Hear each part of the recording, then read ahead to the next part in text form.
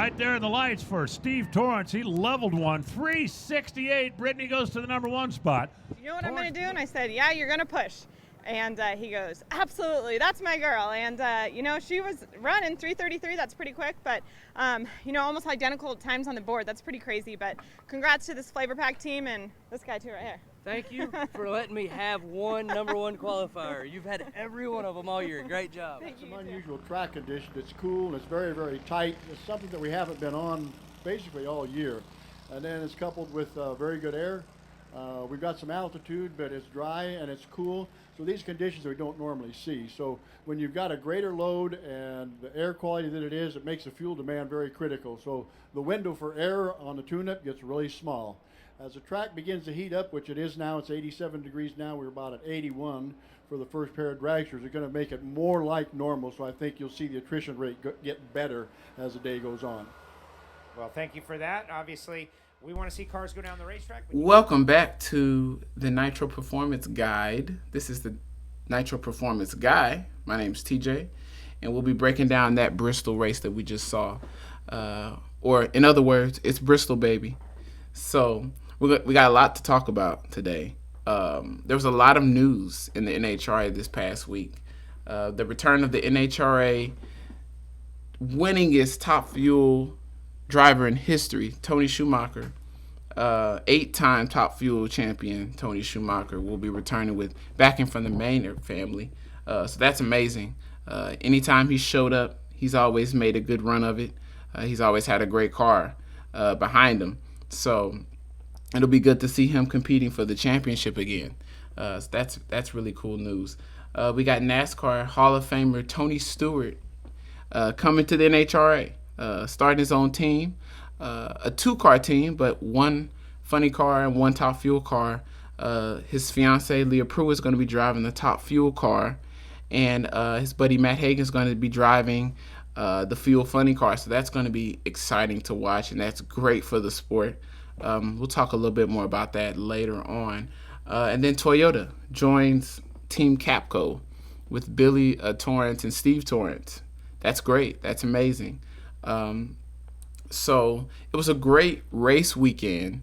There was a lot of tricky conditions that the crew chiefs haven't necessarily seen this year. A track that is this cold, it was under 90 degrees. Yeah, the crew chiefs don't have a lot of data for tracks like that. So it was interesting to see what they were going to do. Now, the conditions were ripe for nitro cars to go fast. We also had this weekend the first national event for the Pro Stock motorcycles. And it was good to see Angel Sampey get that first victory, the winningest female. So that's very cool. But we're going to jump right into it. We're going to go start with Friday night qualifying. So a couple key takeaways from qualifying in the first session is there were a lot of timing issues. It pushed Top Fuel back into the night. The first session on Funny Car on Friday was not supposed to be a full-fledged night session. But we had some timing issues in the right lane where some cars weren't getting times. Matt Hagan and Cruz Pedregon both made some very solid passes in that lane. And they didn't get times. So there was a kind of a little debate on the American Hot Rod Entertainment show with me and some guys, which was very cool, that they maybe shouldn't have given away qualifying points for that round since not everybody got times. So that's a good, debate point, So there was a lot of cars that made some good runs. Not everybody got down. The cool kids, as Alan Reinhardt calls it, is John Force, Robert Height, and Tim Wilson. They all made runs in the 390s. Cruz Pedregon and Matt Hagan also made some good runs, but we don't have any time for that, so who knows what they would have run. The track was certainly right for 80s, but we didn't see that. So for one, the track was tricky. There's 2 bumps in the middle of the racetrack. There's tunnels that go under the racetrack that go over to the pit side where the fans can go walk around and meet their favorite driver and watch them take apart the car. So those bumps are actually reflected on the racetrack. And if you watched any of the coverage this weekend, whether you watched it on NHRA TV or the Fox broadcast, I mean, the cars were moving all around. And hats off to the pro stock motorcycle riders that, you know, were dealing with those bumps that, you know, I mean, they were almost flying off the bikes, it looked like, you know. So happy that didn't happen. But it was a quite a bumpy, literally, race starting in Q1. So after they figured out that timing issue, whatever it was, they had to like reset the computer or switch out the computer. We started Top Fuel, and then Top Fuel, the first couple runs of Top Fuel had the same issue. So they had to stop the show again and fix it. And that's when they fixed they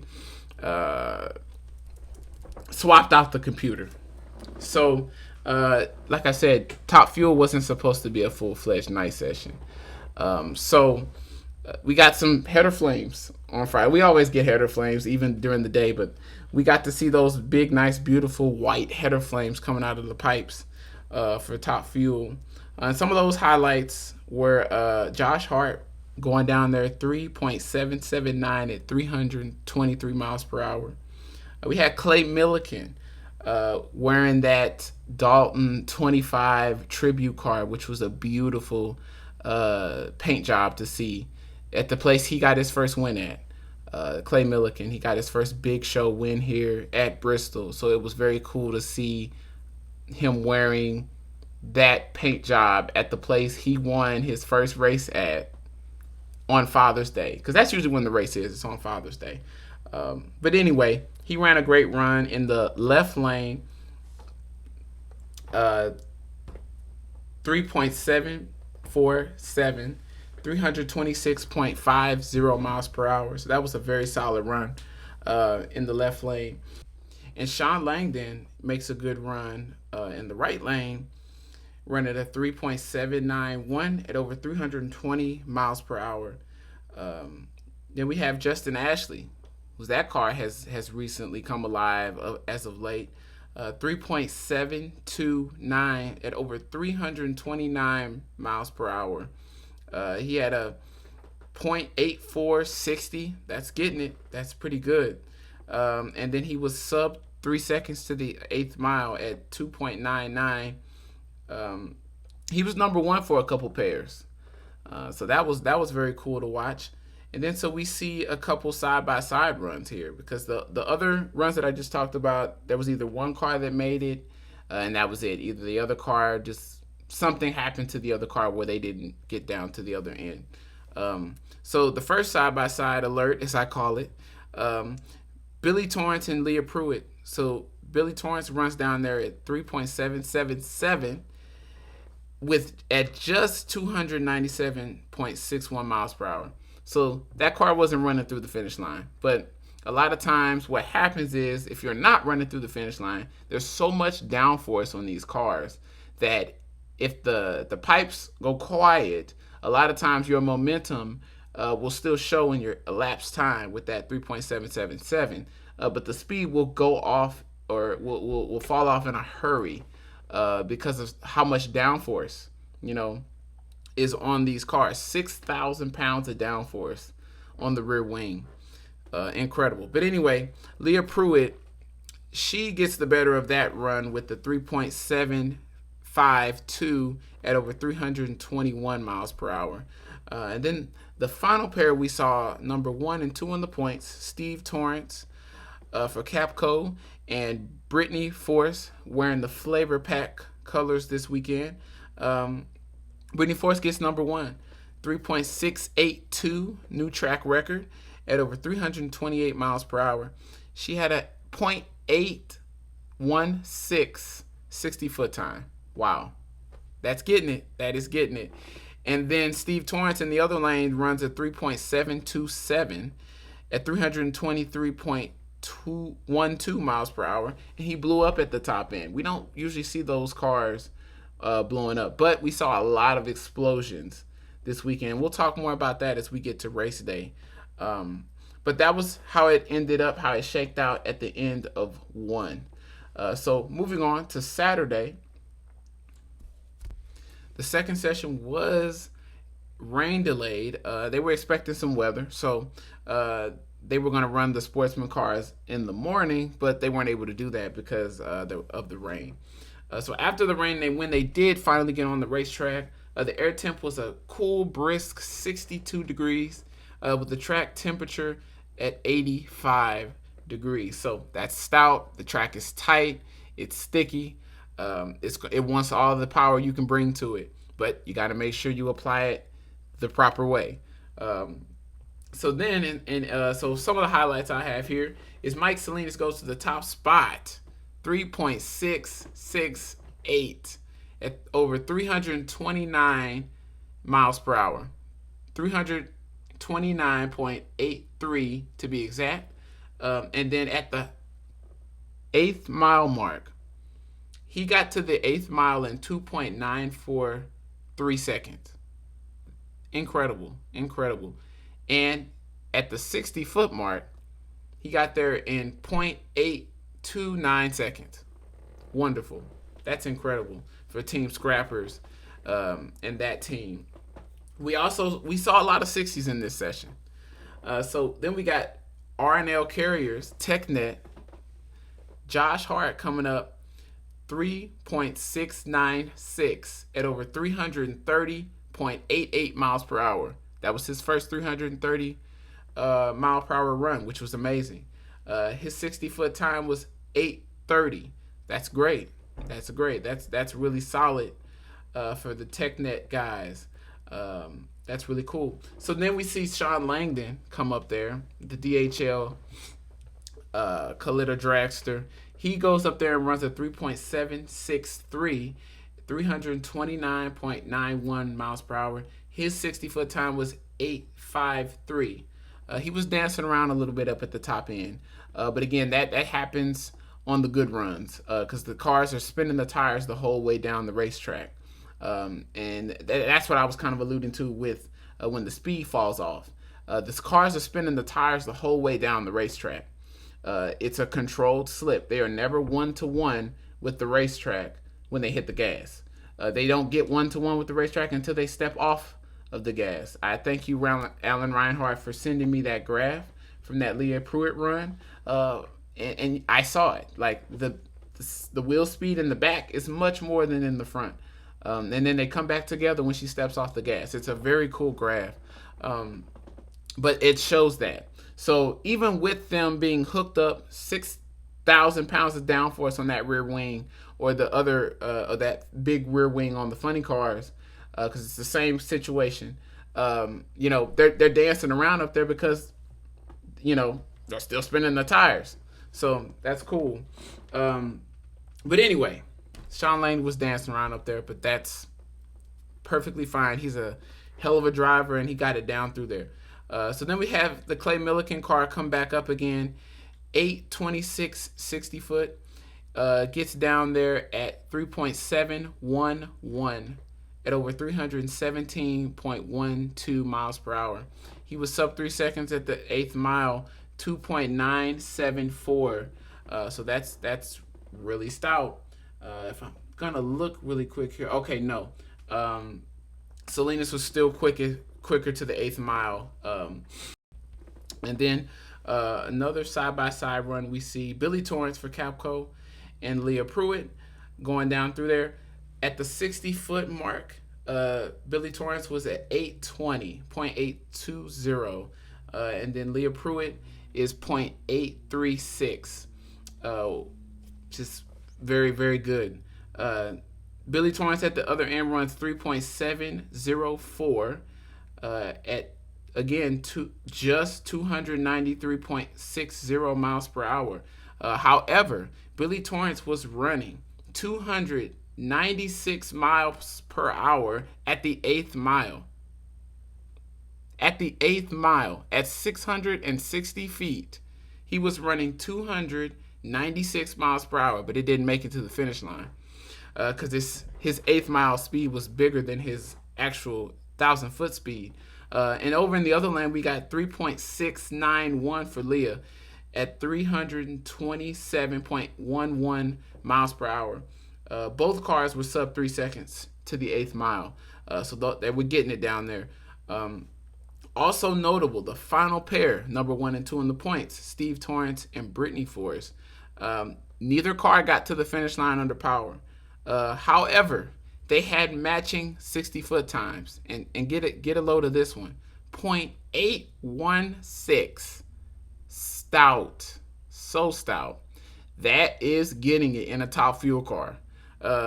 So they didn't get down there, it didn't stick, but I that was notable. I had to make sure I put that in here, that both cars were the exact same 60-foot. So from the time that they hit the gas and those engines go full song, by the time they got to 60 feet, they got there at an exact dead heat. Incredible. Truly incredible. So switching gears, which is funny because we don't switch gears in these classes. We're going to go to funny car session number 2. So some highlights here. Matt Hagan runs down with the flames up, 3.958 at over 330.31 miles per hour. He was in the left lane. Dave Richards. How about Dave Richards with the guaranteed rate car? Mustang runs 4.015 at 310.98 miles per hour. He was in the right lane. These were the only 2 full pulls of the session. Nobody else got down under power. Those were the only 2 funny cars that got down there. Alexis ties Matt Hagan's 60-foot time, 0.873, which was the quickest of the session. Wilkerson, he had the second quickest 60-foot time at 0.74. And this was the second, like I said, the second quick to 60 feet. So moving on to qualifying session number 3. Here's a little bit about the conditions. It's 62 degrees. So if you remember, if your memory serves you, that was the same air temperature as the previous session. So we haven't had too much change. But the track temperature has gone up. It's now 100 degrees for Q3. Again, top fuel out first on Saturday. So a couple of the great runs we saw. Spencer Massey, 3.761 at 322.19 miles per hour. He had a 0.27 60 foot. That's a great 60-foot time. We had Steve Torrance. This was the run. He gets the number 1 spot. Let me tell you what he ran. 3.667 at over 331.28 miles per hour. Now, Salinas, who was sitting number 1, ran 3.668. So by a thou, he gets it. And check this 60-foot time out. 0.811. Wow. Incredible. So then we go to Justin Ashley, who runs a 3.688 at over 330 miles per hour with a 8.32 60-foot time. To be exact, his speed was 330.80 miles per hour. So that's getting it. Everybody's it's out there. If you want to run a 60, it's out there. But we'll talk about a little bit more about that too and what they're having to do when they're running that quick. Billy Torrance and Britney Forrest go down side by side one more time, and Billy Torrance gets there at he stops the clock at 3.672 at over 329.58 miles per hour. His 60-foot time, 0.817. Excellent. Britney Forrest, 3.672 at 333.58 miles per hour. And her 60-foot time was 0.822. Now, I didn't mess up. I set the same number. The same number popped up on both scoreboards, guys. Incredible that we have these 11,000 plus horsepower race cars that we can get that close. Awesome. They were both sub 3 seconds to the 8th mile. Josh Hart with another solid run, 3.742 at over 329.75 miles per hour. His 60-foot time was 8.38. All the others did not make full runs. Steve Torrance had the quickest 8th mile time at 2.946. He also had the quickest 60-foot time at 0.811. Wow. Stout performances from the Dragsters. So hopefully the funny car guys were paying attention, and they usually do. The funny car folks were paying attention because now we see what the track can hold and what it can do. So a few of the notable runs that I have here is Cruz Pedregon running 3.975 at over 320.13 miles per hour. He had a 0.874 60-foot.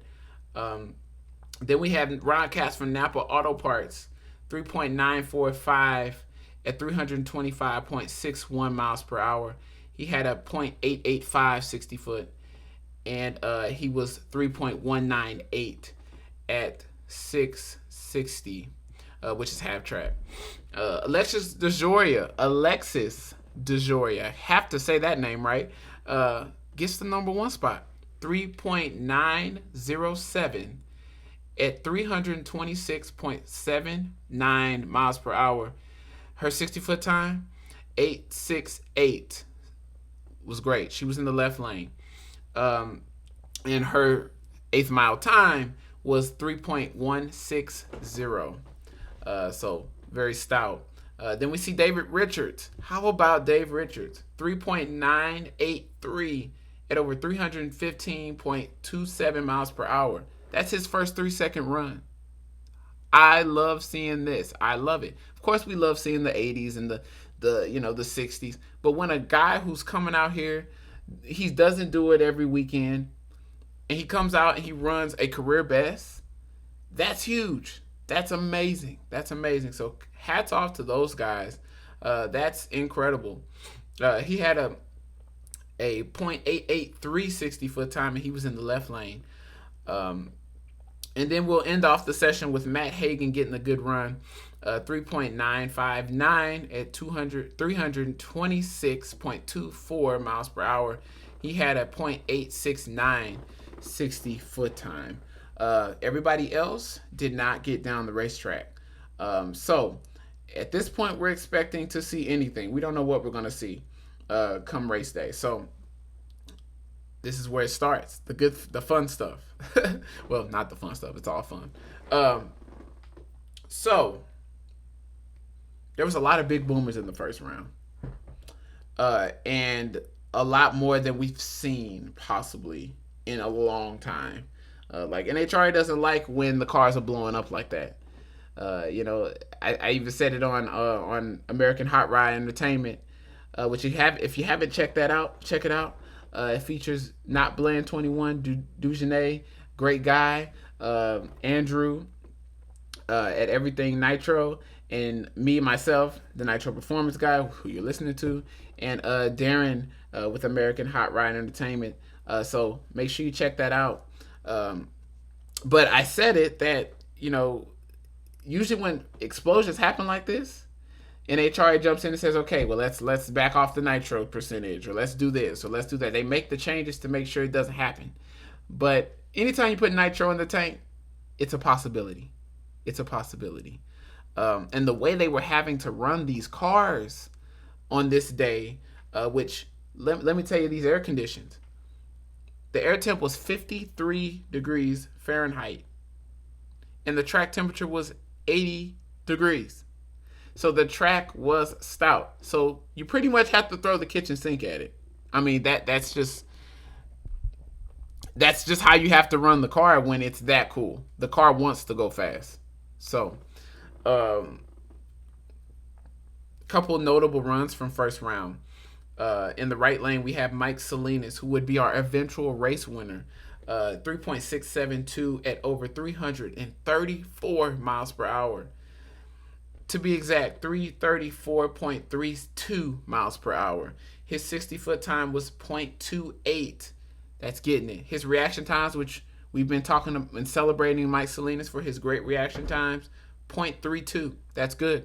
That's great. At the 8th mile, he was sub 3 seconds. 2.950 at over 294.95 miles per hour.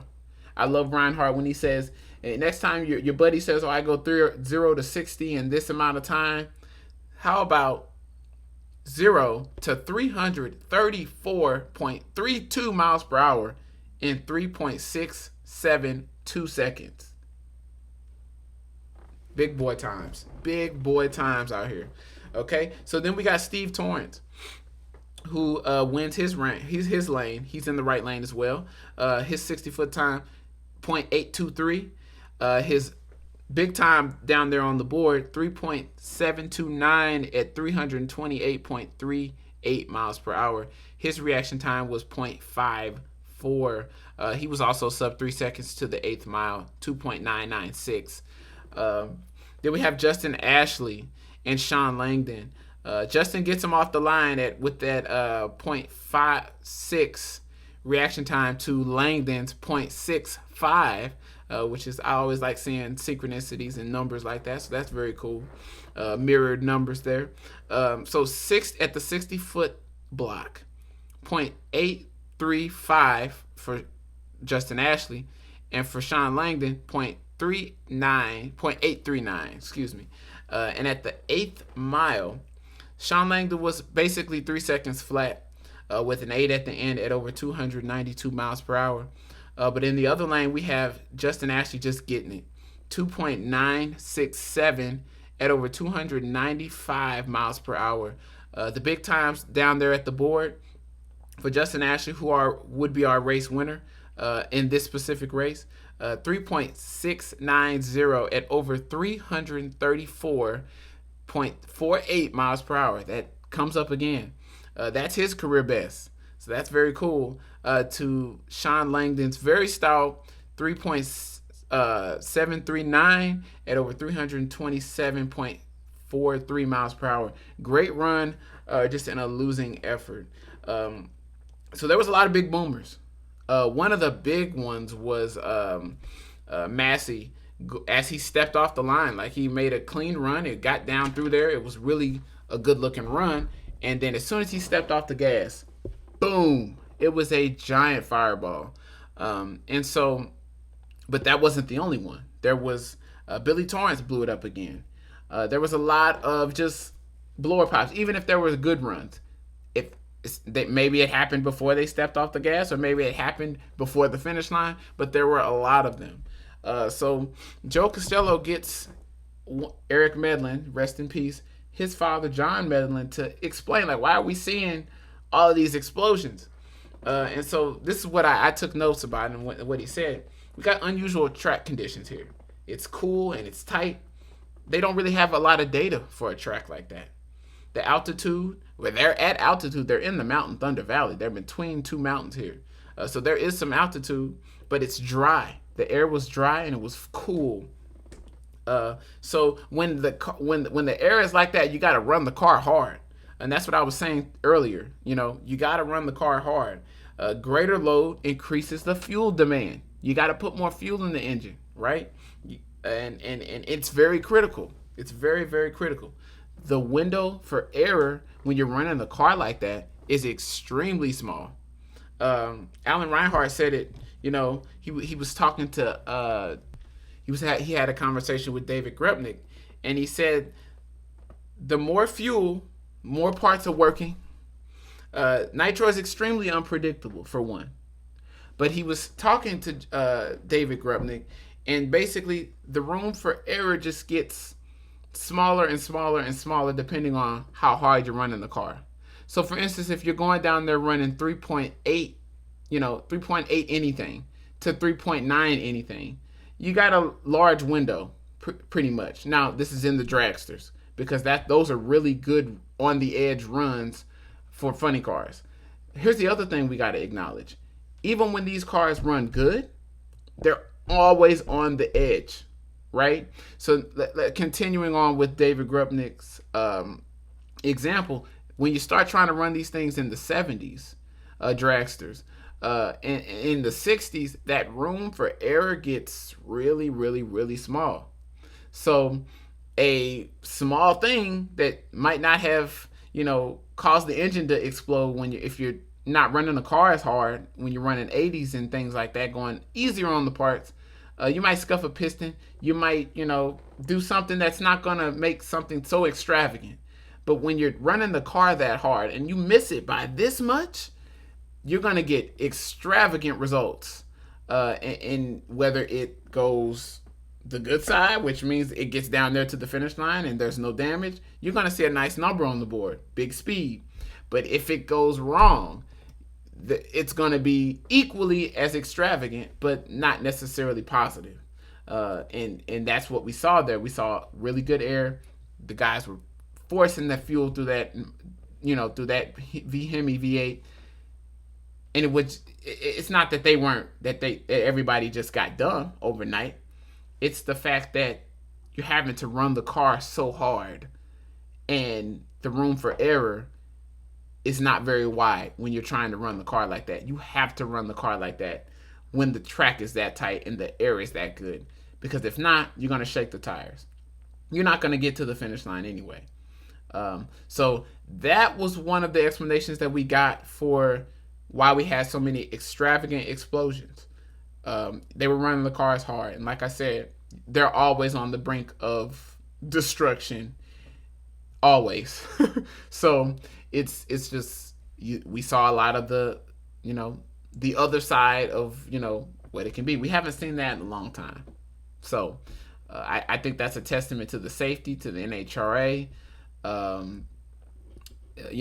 We see the record-setting runs.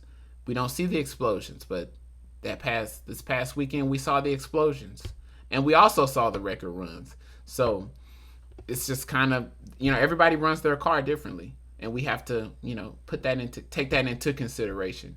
The cars are sanctioned. This is a sanctioning body. They're, you can't do this. 500 cubic inches. This is what you got. Everybody's got the same power plant. Everybody's tuning the wrenches differently, though. So, but I love what Reinhardt says to move on to the next section is, you don't squeeze 11,000 plus horsepower out of 500 cubic inches being soft. Just saying. So I think that was a perfect explanation for what we were seeing. So moving on, funny car highlights of round one. Huge points implications. We have J.R. Todd and Matt Hagan lining up in the first round. J.R. Todd beats him. J.R. Todd beat the points leader, the then points leader.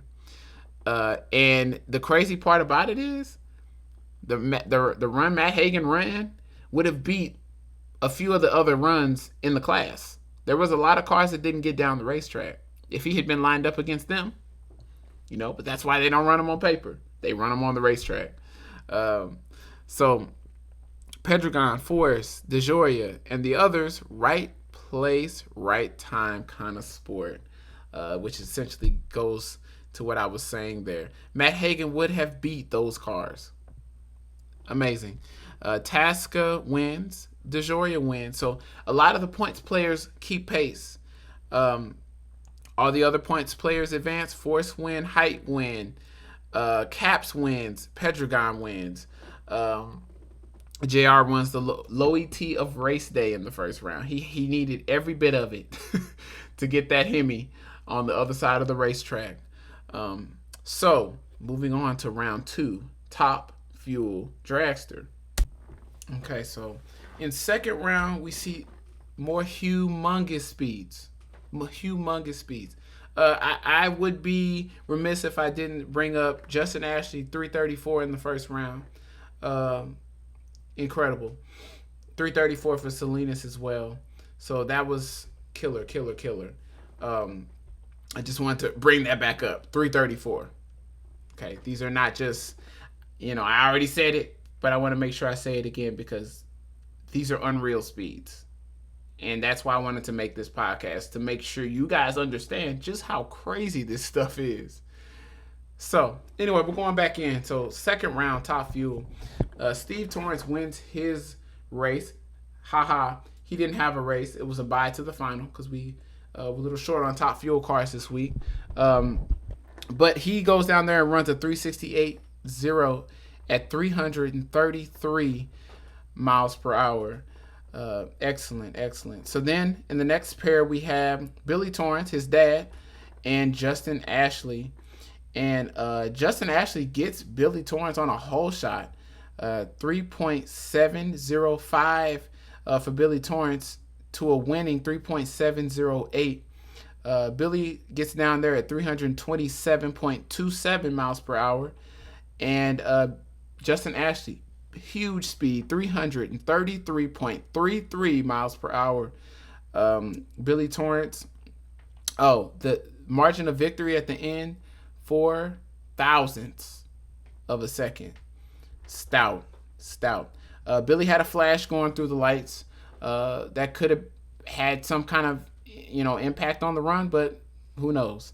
So in the next run we got Mike Salinas and Clay Millican. Mike Salinas gets the win over Clay Millican, 3.707, 326.63 miles per hour. Mike Salinas was 070 off the line. Clay Millican runs a 3.740 at 329.26 miles per hour. He was 062 off the line. Then in the final pair of that round, we have Brittany Force racing Spencer Massey. Brittany Force gets the win, 3.671 at 332.10 miles per hour. She was 296.70 at the 8th mile. Stout. Spencer Massey runs a 3.77 to get in a losing effort at over 320 miles per hour. So funny car, elimination round 2. We got Alexis DeJoria. She gets the bye to the final because she was number 1 qualifier. She runs a 3.931 at 321 miles per hour. Very, very stout performance for Dale and Nikki and the guys. In the second pair of the round, we have Bob Tasca III and Robert Height. Bob Tasca runs into some problems, 4.338 at 220.55 miles per hour to Robert's winning 3.920 at 329.34 miles per hour. Big speeds for the funny cars. And we got Ron Capps and Cruz Pedregon, 2 KG veterans. We got Ron Capps getting the victory, 3.919 at 329.83 miles per hour. Another big speed. Cruz Pedregon runs a 3.920 at 326.63 miles per hour. Certainly not too shabby. So then we have John Force, 16-time champ, lining up against J.R. Todd in the second round. J.R. Todd gets the win, 3.916 at 328.78 miles per hour. John gets into some trouble and crosses the line at 4.118 at 324.59 miles per hour. Now, interesting fact about this one here. John got into some trouble a little bit before 3:30 and pedaled the car. He got it back hooked up, and that's why that time is still under 5 seconds. Under 5 seconds. And check out the speed, 324.59 miles per hour. Incredible. These cars are just literally incredible. You probably hear my notebook. I have so many notes. Okay, so moving on, we got Top Fuel Dragster semifinals. The track temperature is still 100 degrees. So we have Steve Torrance, Capco Contractors, Redline Oil, and those guys racing against Justin Ashley with Smart Sanitizer, Vita C Shot. Justin Ashley was uncharacteristically late, 1:08 on the line, which is not like him. Steve Torrance is 0:59, and it was all over after that. So we got 3.677 for Steve Torrance at over 331.69 miles per hour. Huge speeds for the Nitro cars today. And then in Justin Ashley, in a losing effort, 3.691, 334.15 miles per hour. There was some daylight at the stripe. It was definitely over a car length. And we know these cars are 30 feet long. So then in our second semifinal, Top Fuel, we got Britney Forrest with Monster Energy, Flavor Pack, Peak, Auto Club, next to Mike Salinas and his Scrappers Racing. Mike Salinas gets the win, 3.698 at over 330.55 miles per hour. He was 0.53 off the line. Britney Forrest is 0.88 off the line, but runs into some problems and crosses the stripe at 8 seconds. 8.209 seconds. It's weird saying 8 seconds when we're talking about Top Fuel cars. And she crossed at almost 80 miles per hour there. So moving on to Funny Car semifinal. We got JR Todd for DHL, Mac Tools, CMR Roofing, Toyota, Mobile One, and Ron Capps for Gear Wrench, Napa, Dodge, Pennzoil. JR Todd gets the win. Ron Capps crosses the center line. He knocks that block off going through the line. This is not anywhere near the John Force controversy that we had earlier in the year. John did not cross. He did not hit the block. If you hit a block, you are 100% over the line. So Ron Capps will incur a 5-point penalty on this. This is just his first infraction of the year, though. The NHRA really cracked down with that and started taking points away when they crossed the center line. So on the racetrack, we got JR Todd getting down there first, 3.921 at 327.82 miles per hour. Huge speeds for the Nitro cars. And Ron Capps in a losing effort, 3.972 at 318.99 miles per hour in a losing effort. So then in our second semifinal round for the Nitro Funny Car class, we got Alexis DeJoria for Bandero, Tequila, Rocket Phones, and Toyota matching up against Robert Height in a semifinal. How about that? For Auto Club, Peak, Monster, and Chevrolet. Alexis DeJoria gets there first, 3.904 at 327.74 miles per hour. She was 0.86 off the tree. To Robert Heights, again, another good run, 3.934 at 329.10 miles per hour. He was 0.73 off the line. So stout runs. It's good to see the Auto Club running well again. So we move on to the Nitro Finals. In the finals, we go from slowest to fastest. And that is starting with the bikes, with Angel getting that. Congratulations to her and that team over there. And then we have Nitro Funny Car Final. We have in the left lane Alexis DeJoria. And in the right lane, we have J.R. Todd. Toyota Final. Toyota Camaries. Nitro-powered Toyota Camaries. Alexis DeJoria finally gets that win. We've been all waiting for her to crack that. We've been waiting for her to crack that case, right? She gets off the line 0.002. That is incredible in a funny car. She runs a 3.921 at 327.66 miles per hour to J.R. Todd, getting off the line at 0.67, which is a great reaction time, by the way. But when the other person in the other lane is 0.002, hold on. He runs 3.93 at over 326.32 miles per hour in a losing effort. But it was by no means a give me final. Alexis had to earn that. And it's just good to see her finally get through Nikki Bonafonte, Dale Worsham for Rocket Phones, for Bandero Tequila, for Toyota. How great to see that car finally crack through and get a win. That's great. Ladies win in Pro Stock Motorcycle and Nitro Funny Cars. Always great to see the women winning. We love our ladies in the NHRA. And in the Top Fuel final, we have Steve Torrance, number one in the points. Also qualified number one. to Mike Salinas, the number 2 qualifier. This one was not expected. So we got Steve Torrance, 0.95 off the line. He blew the tires off almost at the hit. He barely got past the Christmas tree. He crosses the line at 10 seconds and over 81 miles per hour.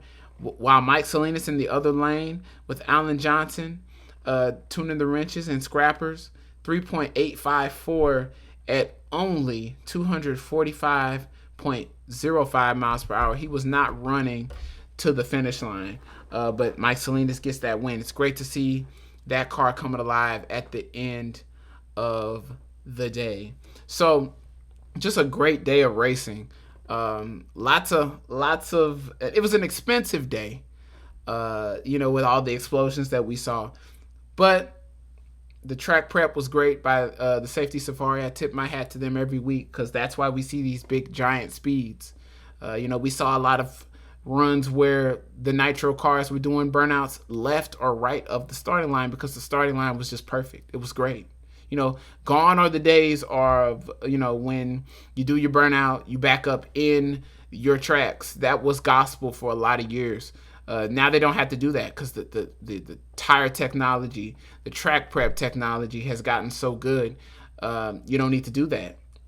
Sometimes they'll do burnouts and they'll back up into those tracks, but not always, not always these days. So it was just a great fall Thunder Valley Nationals. It was quite rare to have it in the fall, but we saw some giant speeds this weekend. 334 miles per hour.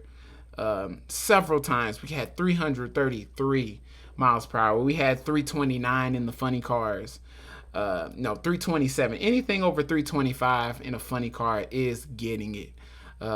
Sub 3 seconds to the 8th mile in the fuel cars with the top fuel cars. Very, very solid performances. And the lanes were pretty much even. You were not going to go back and say, I lost it because I didn't have the good lane. The lanes were about even. We were seeing 330. We were seeing over 320 miles per hour in both lanes. And that's why I wanted to start making the designation, hey, this was in the right lane. Hey, this was in the left lane. Because, the lanes were pretty much even. So, with that, we have reached the end of another episode of the Nitro Performance Guide. I hope you enjoyed it. Hope you learned something. Hope you enjoyed listening to me talk for about 40 minutes. I love drag racing and I love music as well. I'm also a musician, a classically trained musician. I wear a lot of hats. I'm a composer, I'm an educator, I'm a horn player. Though I haven't been playing horn as much as I would like to admit these days. I've been doing a lot of composing. But I want to start ending my podcast with some music that I wrote myself. So it's classical. It's got an R&B feel. That's the music of my choice. And that's how we end our shows. We might start it differently every time, but we're going to end the shows with my music because it's a joint passion, music and Nitro drag racing, NHRA drag racing. So I'd like to thank, just the NHRA for just putting on a great show that people are really, tuning into. I want to thank Camping World for coming on board and really breathing more life into the sport. Tony Stewart, bringing his NASCAR guys. We had Michael Waltrip at the track this weekend. So we're going to have a lot of Nitro guys coming, NASCAR guys coming over, seeing what we're about. I love that. That's incredible. So I was a little bit more organized this time. And I wasn't quite as all over the place. But there certainly could be episodes where I am. So again, like I said in the last episode, so are these cars. They're all over the place, and so am I. So with that, I want to thank you for tuning in, and I want you to have a great rest of your day. If you're listening to this during the day, or if you're at night, you have a good night, and enjoy the music stylings of TJ Abernathy. So with that, we'll see you next week on next week's episode of the Nitro Performance Guide. Bye-bye.